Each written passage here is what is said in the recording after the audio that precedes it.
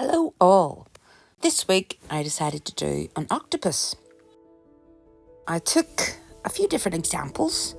This is a bit of a composite. If you'll see, I've taken the legs of different octopi, if that's the correct term, to make my picture here. If you'll notice, I had to double check I had the right amount of legs.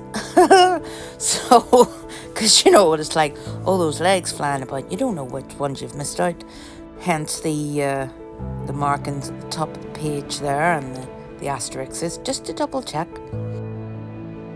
As usual, I've done my sketch and now I'm going over the outline. This will eventually disappear in time.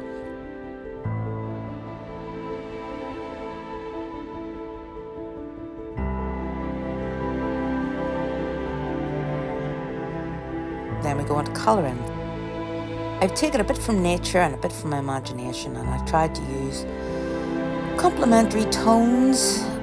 My idea was to have the blue of the octopus on the right along with the purpley colour of the octopus on the left. And then whenever I was doing my tones, I think the green was another complementary colour, so I chucked that into the mix. Here I've been experimenting with different brushes that I can find in Procreate. The patterning on the legs is actually the fern brush.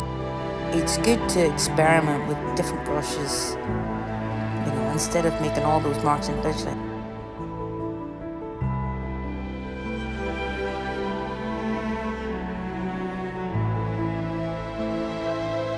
The suckers, or whatever the correct term for them is. Yep, that took me a while to get right. But I did it in the end. Oh, I say 8 legs with all them suckers.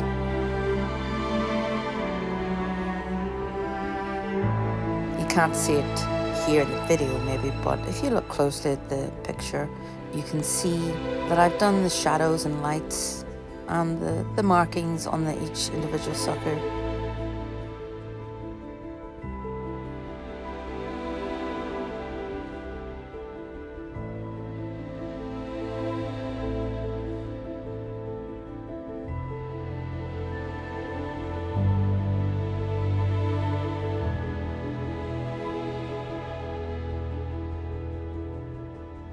Now, next, the background.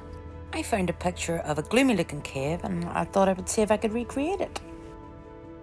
So I just used complementary tones of between the black and the green turquoise colour. I think it's worked out pretty well. A few details with the stalactites coming down.